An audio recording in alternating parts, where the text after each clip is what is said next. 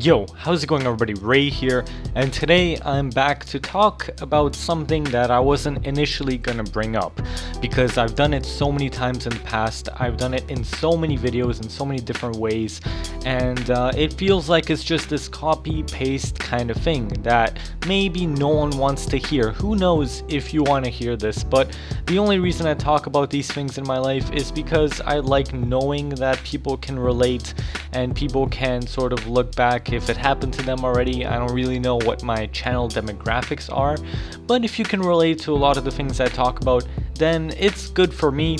It makes me feel like I'm not alone, and hey, at least you know in your heart that you made someone else happy and content with the situation that they are currently in. So as a lot of people know, I'm graduating high school on May 27th to be exact. And I want to talk about some trends I've noticed in my life and where this whole YouTube comes in, this whole YouTube thing comes in relative to where I am in my life right now. So my previous video has talked about me being unable to really commit to stuff, and I don't know, it feels like right now I've been able to gauge what that problem is, and it's a really conceptual thing known as senioritis, and this is a term that basically, I'll just read out the definition. It's a colloquial term mainly used in the US and Canada to describe the decreased motivation towards studies displayed by students who are nearing the end of their high school, college, and graduate school careers. And this is very interesting, particularly to me, to talk about because I've been feeling a lot of that. But at the same time, I feel like throughout my life, and this isn't just now, it's pretty much throughout my life, I've frequently talked about a lot of these things. I frequently talk to people, hey look man, I'm feeling very demotivated to do stuff, and sometimes I feel like the responses I get really do make me feel better. That's in people's nature, to tell other people, hey, you know what, you'll get through this, and it generally makes them feel better, which is usually ideally why you wouldn't really want to shelter yourself from society and I don't know, sort of reach out to people. That's why people tell you reach out to others when you're feeling down, because they will make you feel better. But at the same time, I feel like this is a really big problem and something I'm struggling with. When I reach out to people, it's pretty much confirmation bias, where I think, you know what, I'm feeling down right now, they'll tell me I'm down, it's alright, things will get better. And I don't know, sometimes it feels like if you don't act upon what other people tell you and the advice that they actually give you, there isn't really any substance left from that. And I feel like as much as I'm struggling and as much as I have a very, very serious case of senioritis, I tell other people that, hey, look, I can't focus right now. I'm not in my zone to study, to do much of anything really. And I don't know, it's not good for me. And this channel sort of falls into that. You can kind of see that I've been doing these laid back commentaries just talking about my life because, I don't know, I've always been interested in other people's lives and the approach that they have towards life. And every time I see a YouTuber being really successful and being in the position that they want themselves to be in, I say, wow, you know, I really wish I had that life. And I don't know, it's kind of bad to look at yourself that way and to compare yourself that way to a lot of different people, because at the end of the day, it's your life, you know. So I don't know, talking about my grades and how well I've been doing in school, it kind of sucks because for a lot of people, grade 12, specifically the end of grade 12, can be a really fun time. You know, you go in, you do your exams, peachy keen, you're out of there, you know, you're done with high school, easy peasy breezy. And for me, it's not been like that. For me, the end of high school has been one of the biggest roller coaster rides ever. It's not that, you know, it's kind of like seeing the glass half empty versus seeing it half full. And as cliche as that is, you can either look at it from two perspectives. Hey, look, I hit my mic. Hey, look, I'm pretty much done with high school. Let's just focus. Let's get this done. Let's get out of here. And then the other person says, well, I'm pretty much done with high school. There's no point in doing pretty much anything. I'll finish anyway. I'm not really like that. I'm kind of in the middle. I do stuff, but the stuff that I do is really kind of inadequate. And then it's not to say that I have this major skill where like I can do YouTube for the rest of my life. That's not how it works. Sometimes I have a really big problem wrapping my head around the fact that the grades I get now, my final grades, are really going to matter towards university.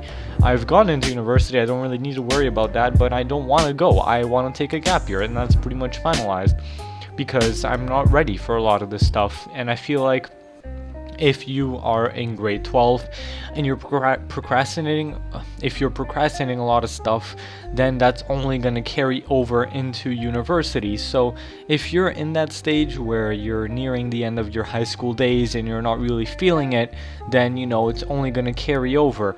I feel like a lot of people, myself included, have this conception that things are going to change when you graduate high school and you're getting into the adult world.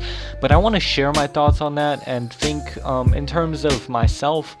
I would say that I know myself very well, and that's probably one of the few strengths I have, is that I do stuff and I know I'm gonna do stuff. Like if I don't study for something, I can very clearly see the outcome. Or for example, if I go in a test knowing I'm gonna do bad, nothing's really gonna help me. I'm gonna do bad. I don't really sugarcoat things. I'm not that kind of person. I never really was. The only time I sugarcoat things is to make myself feel better, but that doesn't mean anything in terms of the outcome. So I feel like when people graduate high school, naturally you go into the world, but I think the main question is, do you really change at all? Does anyone really change after high school? So I think considering this thing, obviously I want to work towards being a better person, and then that's why I always keep telling you guys, well, I don't know if I'm going to keep doing YouTube. In a lot of ways, unless you're really happy with the position that you're in your life and you have everything else sorted out, like you have a job, you have a part-time job, and your life is pretty much not mundane, but it's pretty much sorted out, at least for the time being, and there aren't so many variables. If you're not in that position, however, YouTube becomes more of a burden than it really is something that not that I don't enjoy doing it, but lately it seems as if it's being more of a burden. And then it's like, I had one of my good Steam friends, Toast. He told me, well, you don't really seem very upbeat and you seem very stuck up in your videos. And it's because I could very easily not upload such things. I could make the decision to not upload this, but it's my personal choice, and I feel like a lot of this channel has become me talking about my life. So I don't know, I'm gonna try and be more upbeat in these videos, but I've recently installed Windows 10. I've upgraded to it, not installed it, and it's just very hard to play TF2. It's a very, very bad OS for TF2, and it's not there yet. I wouldn't tell you guys to install it. I wouldn't recommend it.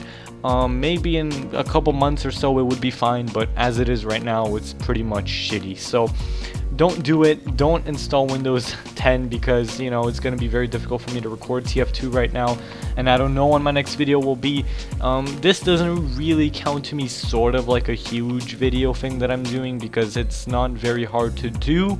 But if you guys have enjoyed my recent talk, my ramble, and I mean, this is kind of what I like to do, so please leave a like. This is like one of the first times I'm mentioning this, and if you want to see more of these things, please do let me know, and I'll catch you guys next time. Peace, peace. Once again, it's the sinister, cynical minister, shady. Kryptonite to Superman, he's a dentist to Amy. Administer of the pain, just finished huffing the pain and muffle the fumes like it was nothing because it ain't. Anything in his way, his enemies he displays. His venomous spray reaches like beams of energy rays. Menacing stares he glares, making the hairs all on the back of your neck stand like Dracula.